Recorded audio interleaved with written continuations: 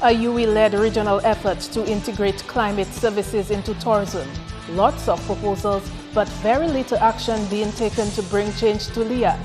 And Chinese equipment to help Dominica advance its fight against vector-borne diseases. I am Idona John-Baptiste with the Channel 5 News. Details after this.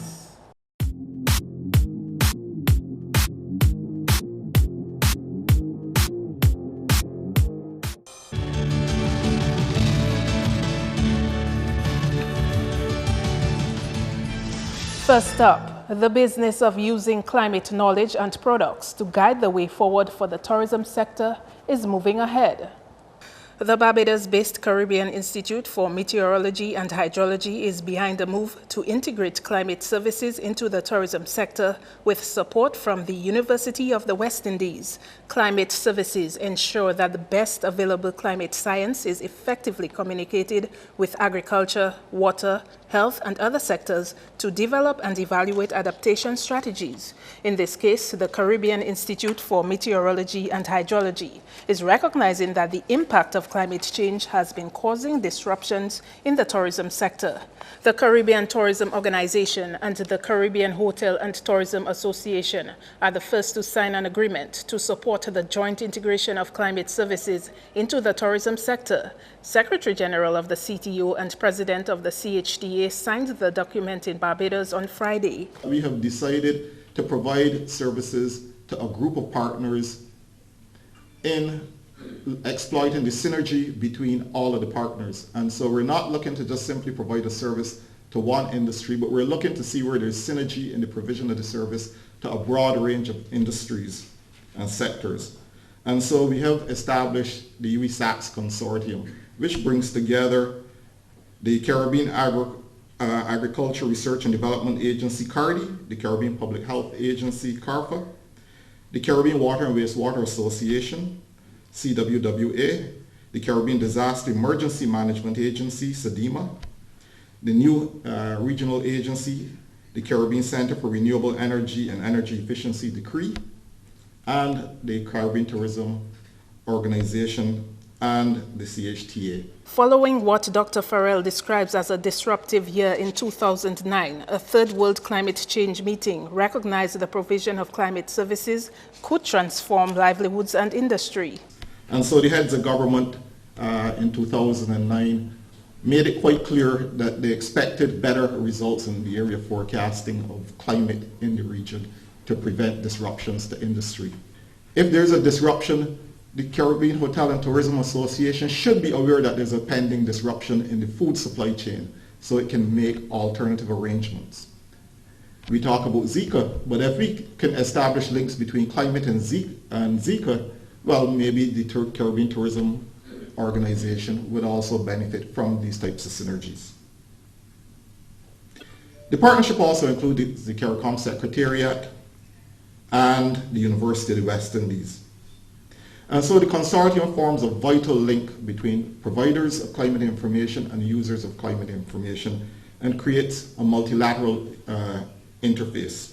The Caribbean Institute for Meteorology and Hydrology hopes its climate services will also be able to inform tourism marketing strategies. Dominica and 15 Caribbean countries are members of the institute.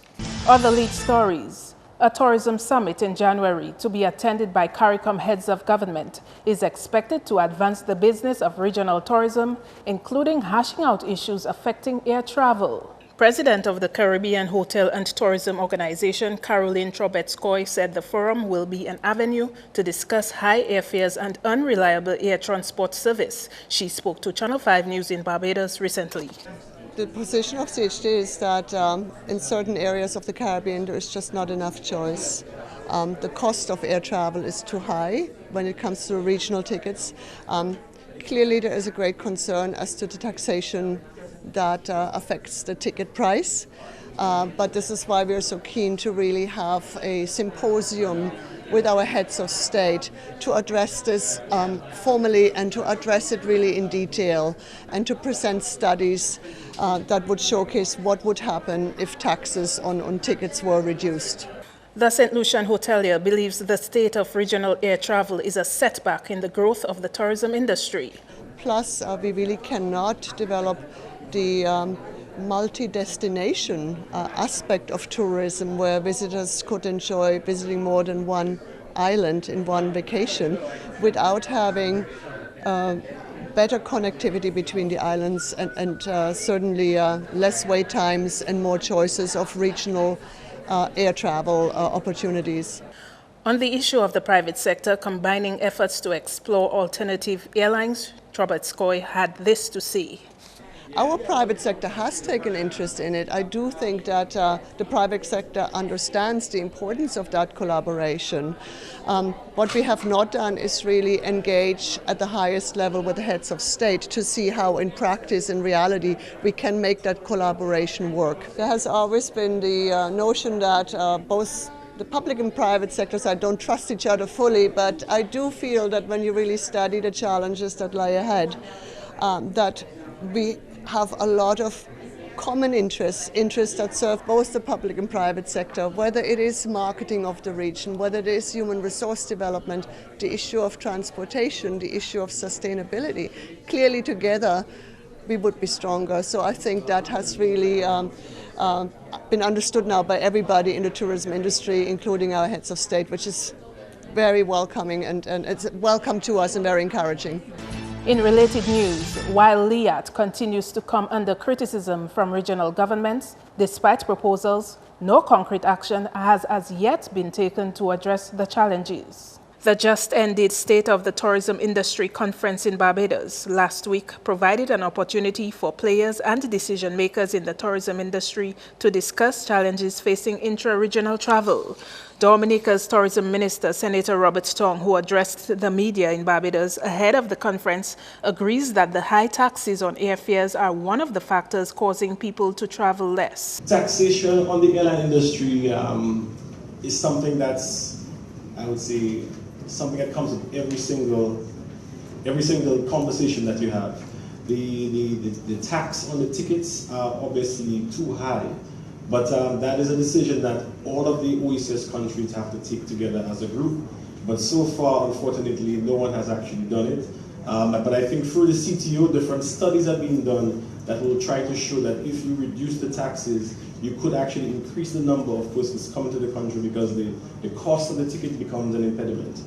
While Tong is giving the impression that he would like to see taxes slashed, he says it's not a move dependent on just his ministry. Well, there's many things that everybody would like to do, but again, everything is not dependent on me as a minister of tourism. You also have the minister, as under the ambit of the Minister of Finance. My role is to advocate as much as possible, and hopefully at some point in time, everybody sees and understands and will make necessary changes. When Grenada's Tourism and Civil Aviation Minister Clarice Modest Cohen was asked if tourist arrivals to her country were being affected by LIAT service, she made no bones about it. About a week ago, I went to St. Lucia. I had a meeting in the afternoon. I had LIAT had a 2-hour delay. On the way back, it was a 1-hour delay. One of my colleague ministers who had to do a press conference this morning, he was in another island. He was supposed to come tonight. I just briefly glanced that the press conference was postponed, and I'm almost certain that it was because of LIAT, because it has happened before. So you can't plan for the next day. You have to give an extra 24 hours just in case. It is almost funny that the region, which should be interacting more and traveling more among themselves, we have the most difficulty. And one of the other things so one of it is the lateness, unavailability of flights, but another thing, if you look at the fares, the airfares. The Grenadian policymaker also expressed disappointment that regional heads of government are yet to unite on a way forward re the matter. So I know some governments, including my Prime Minister, have been very vocal on it. Some have been quiet because they have more investment. But I believe that we need to address this. We need to get together and speak about it. I respect LIAT for the historical service it has given, and I really hope that good sense, common sense will prevail, and that the powers that be will get together. But it really does not seem so, because we have protested over the years and it is not working. So we're looking for other takers. St. Lucian Prime Minister Alan Chasney told reporters he thinks it's the role of the Caribbean Tourism Organization and the Caribbean Hotel and Tourism Association to conduct studies to guide the way for addressing taxation within the airline industry. The sad reality is we've come very close previously in getting a sustainable funding program going. But there are some countries who wanted to put a tax on, and there are other countries who wanted to come out of their coffers. In other developments, stock farm bus drivers can now speak of an improvement in their earnings as they are currently operating from a new area. Andrea Lui reports. The original stock farm bus stop is located on Stieber Street in Portersville, outside of Malcolm Stevens and Sons. However, new traffic arrangements enforced earlier this year, coupled with the closure of the West Bridge, has led to a notable decline in the number of passengers who board stock farm buses. The Stock Farm Bus Drivers Association on numerous occasions asked for their concerns to be addressed, and after several months is now in a position to benefit from the many passengers who travel to Stock Farm. Channel 5 News spoke to bus drivers at their new temporary location on Great George Street between Kennedy Avenue and Hillsborough Street. One of the reasons it is better for us here, because some of the students are complaining because of the distance of where they have to walk towards the bus stop. And the other aspect of it, we had non-stock farm bus drivers, including some of our own, were picking up the students before they reach at the bus stop. So we were looking at different areas, and we spoke with the police because we had spoken to them before, and we mentioned this area for them because we observed that the Maho bus drivers do not use that whole area for the morning. So we felt that let us give it a try, and they respond to us and come into our assistance and told us we can use it from 7 in the morning to 11:30, which of course is the rush hour. Despite the new location, it is still business as usual at the original bus stop on Stieber Street in Portersville, especially as there is a large number of students to transport to the Dominica State College. Up there you have almost around 2,000 students up there, thereabouts, and that is the rush because most of the classes are starting around 8:15, and that's where most of the children, that's where you find the bulk of the students are going up around that time. So we look at that time of the day as the rush hour for us. So you don't really cater to stock farm residents as opposed to the college students? Yeah, we also cater for stock farm residents. If while we are loading they come here, then we take them at the same time. But we also operate, everybody are not here. We also operate our original bus stop, which is at Malcolm Stevens. So there are still buses there and people still go there because you have students coming from Buffett State, Goodwill, and also all the way from Buffett State, Goodwill, River Street. They still go at the bus stop, so we do cater for those people also. Currently, there is an estimated 39 buses plying the stock farm route. Debon says there is no contention among stock farm bus drivers who want to make trips from the Great George Street location. Because of the different location that we have, all the buses do not park at the same time. Okay. They divide. Because we also have public works where you have a number of buses. We have Malcolm Stevens here. So we divide into free section. So person make their choice where they would love to stay. Okay. I'm living in Stock Farm, so when I come from Stock Farm, drop my daughter to school, I come right here strip. So here would be my first trip for sure. Is there any conflict also among the stock farm bus drivers as like who should be here as opposed to who should be by Malcolm Stevens? No, nothing about it. Just a matter of choice of where you want to stay. One long-standing service organization in Dominica has been rebranded and reintroduced to the public. 28 young people from around the country will now be better equipped to be leaders to other youth as JC International Dominica branch was officially launched over the weekend. In today's society, there are so many people looking for real leadership. Leaders just don't talk a good game, but they play a great game. Leaders that have values, integrity, purpose, and commitment. In order to learn these values, we need to give leaders the tools to obtain, sustain, and follow through.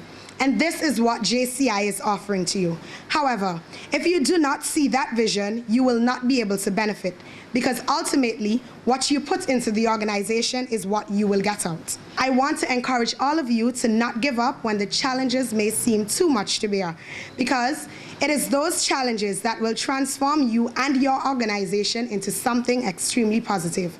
The keynote speaker at the induction ceremony urged the new leaders to utilize ICT tools to adjust the changing environment and remain relevant in society. A useful starting point would be to determine how these ICT tools can be utilized to the benefit of your members and the wider community. Leadership training must remain a focal point of your very existence. This leadership training must be geared towards the development of critical thinking and analytical skills that benefit self and the wider community.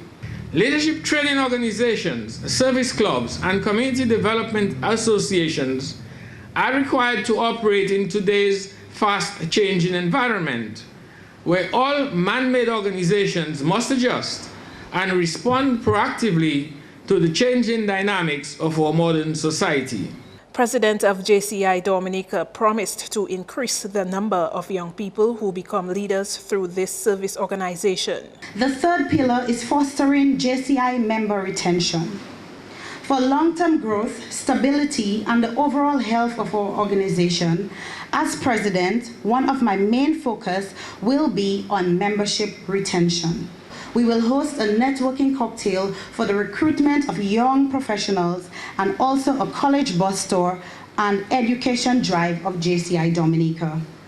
There will also be workshops, seminars, training sessions, and the likes where active members will take part in for continued growth. The final pillar will be an exciting yet aggressive fundraising drive.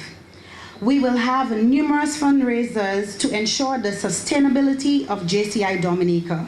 The ceremony was held under the theme Rebuilding and Rebranding for Better. You are watching Channel 5 News. Coming up, the new lawyer to open hair Tuesday. Stay with us.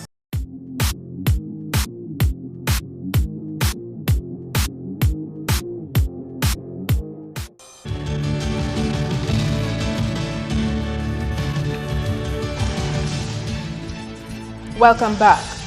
The threat of vector-borne diseases here can now be addressed more effectively.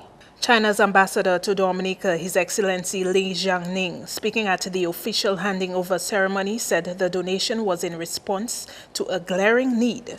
Vector-borne diseases, as the experts have said, is a big threat, not only in Dominica, but also spreading in Asia at this time.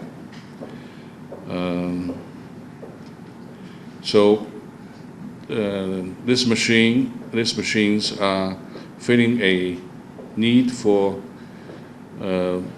island-wide vector control needs. I think this is an example of our living and continuing friendship and cooperation between the People's Republic of China and Commonwealth of Dominica. The ambassador noted that the gift is another symbol of the friendship between China and Dominica.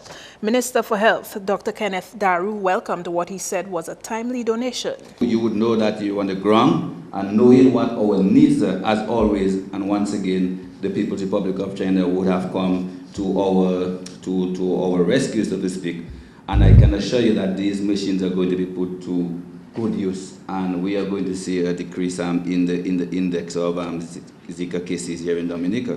Meantime, Parliamentary Secretary in the Ministry of Health, Ivor Stevenson, is appealing to Dominicans not to become complacent and believe that we now have the cure for the spread of vector-borne diseases. Vector-borne diseases, especially the control of dengue, the control of yellow fever, which is also a threat in Africa, and we are here now Zika and chikungunya.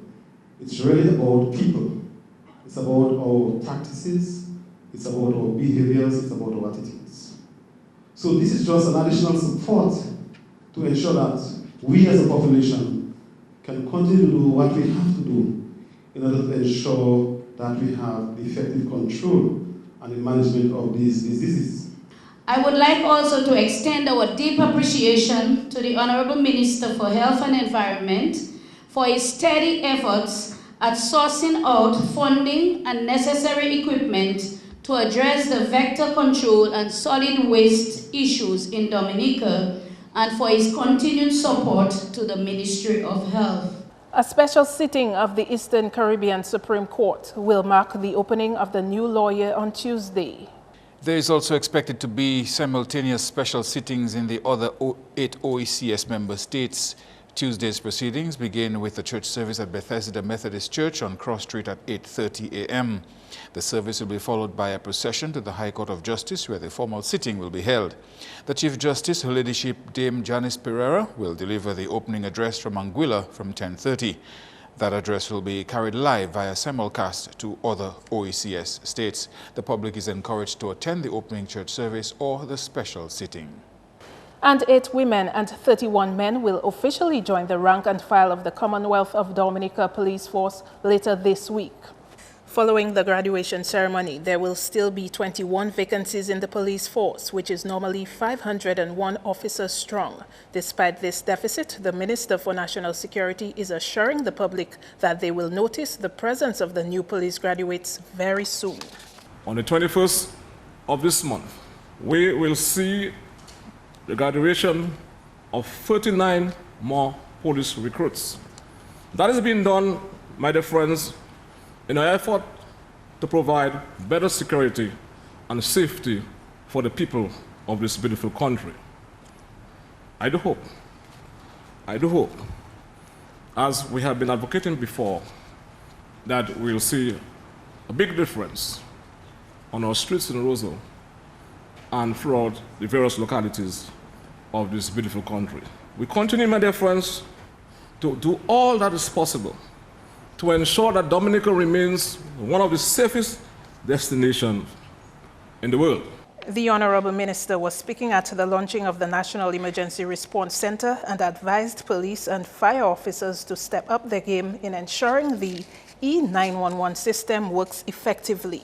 Police officers, fire officers, those devices are not meant to monitor your movement or for you to use to chat with whoever, but rather to alert you in quick time.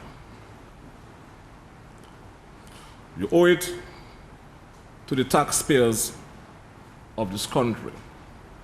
It is high time we as a nation step up to the plate and take our functions seriously. 1 minute lost in responding to an emergency call can cost someone or people their lives. Let's take this thing seriously. That's news. Kenny Williams is next with your sports highlights.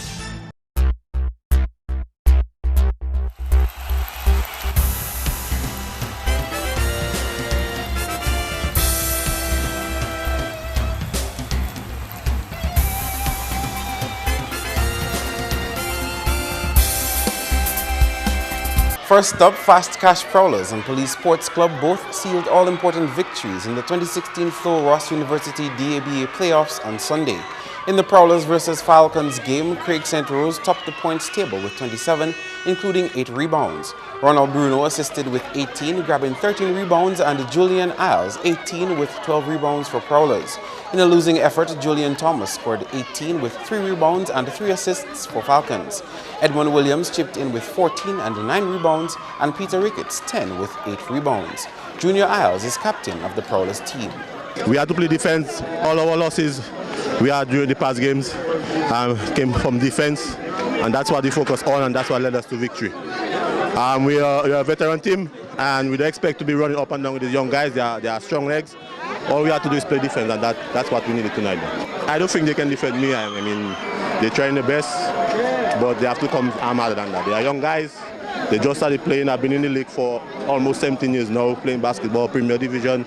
So I don't think these young guys can stop me independent, honestly. Meantime, coach of the Falcons side says this was not one of his team's best performances. We did not play Falcons basketball. Anybody who saw Falcons play in the regular season, they know that wasn't our basketball.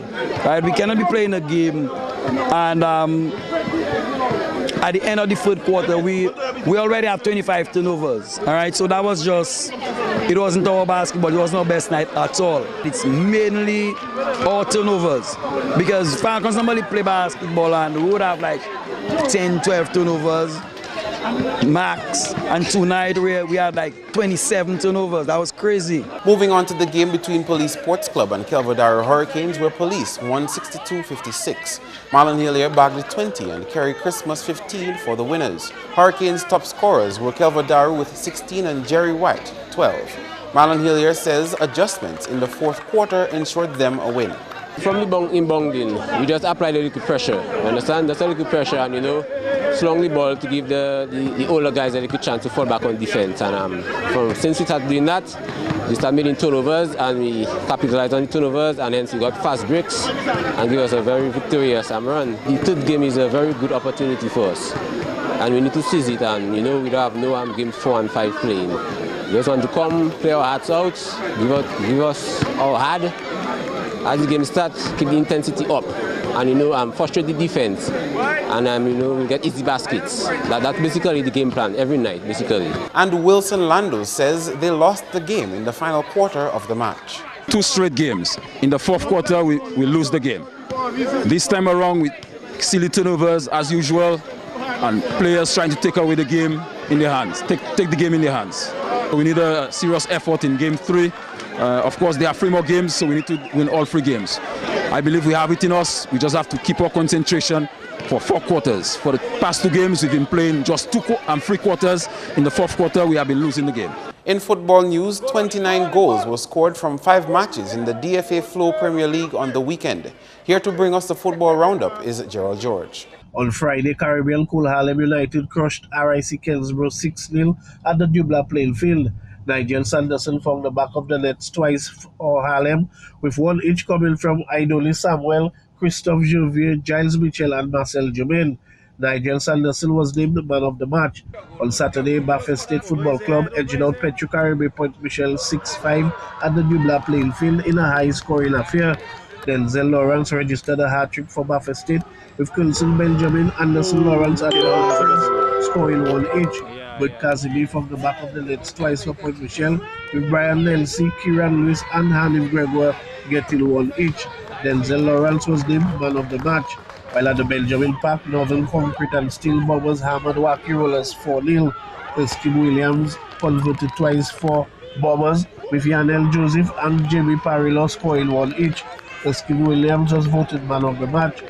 On Sunday, defending champions Central Cooperative Credit Union Dubla Football Club won their first match for the season with a 2-1 victory over Middleham United in the first match of a doubleheader at the Windsor Park Stadium. Ludwig Bertrand and Glenworth Elise scored for Dubla, with Sean Laron scoring for Middleham United. Tristan Shillingford was named man of the match. In the second match, Exodus Football Club defeated Sajiko Southwest 5-3. Delbert Hazel scored twice for Exodus, with Romario Bergins, Dylan Carlisle and Sean Daly getting 1 each. Josh Lepril struck twice for Southeast, with Sidney Lockhart getting 1. Delbert Hazel was named man of the match. Next up, Hayden Mills dominated the cycling scene on Sunday with a big gap between him and second place. This as the Dominica Cycling Association hosted a cycling race here. Speaking with Channel 5 Sports, Mills noted that Sunday's performance was not his best since he didn't ride the way he usually would, although he managed to pass the police escorts at certain areas and oncoming riders underneath the Taru Cliff. He said despite the challenges on the day, he was pleased with the performance of the other riders. The race was from Roseau to the Lyre Bridge and back, where Chester Later came in second and Garin Ducre third. Finally, a reminder that the West Indies tour of the United Arab Emirates begins with a warm-up match at the ICC Academy in Dubai against Emirates Cricket Board 11 on Tuesday. The Windies will continue their tour with 3 T20 internationals against Pakistan between September 23 and 27, followed by a 3-match ODI series which starts from September 30.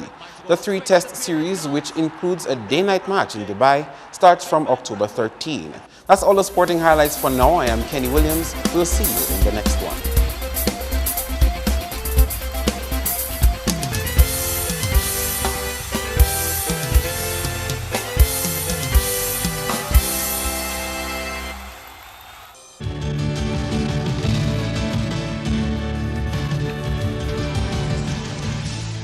Coming up, the weather forecast. Good evening, viewers. Welcome to tonight's weather broadcast. I am Janelle Macpherson. We begin by taking a look at today's infrared satellite imagery, which showed some mixed clouds across the islands today. Partly cloudy to cloudy skies were observed across Dominica today. Radar imagery indicated some scattered showers across the islands. The weather for tonight, fair to occasionally cloudy with a few scattered showers. Tomorrow, fair to partly cloudy at first, becoming increasingly cloudy with some showers and a possible isolated thunderstorms by afternoon. Seas tomorrow slight to moderate with waves up to 5 feet. Looking ahead for the next 3 days, tomorrow, fair to partly cloudy, at first becoming increasingly cloudy with some showers and a possible isolated thunderstorms by afternoon.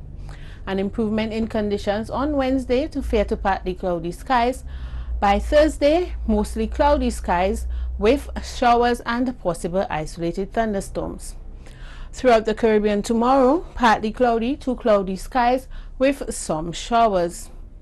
On the international cities forecast, overcast conditions in New York and London, thunderstorm activity in Miami and Caracas, partly cloudy skies in Beijing. Sunrise tomorrow will be at 5:54 a.m. and a sunset at 6:03 p.m. For up-to-date weather information, please visit our website at weather.gov.dm or call the weather hotline at 447-5555. Thank you for viewing and have a good night.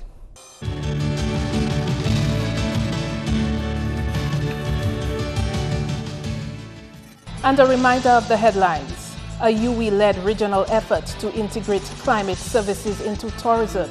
Lots of proposals, but very little action being taken to bring change to Liat. And Chinese equipment to help Dominica advance its fight against vector-borne diseases.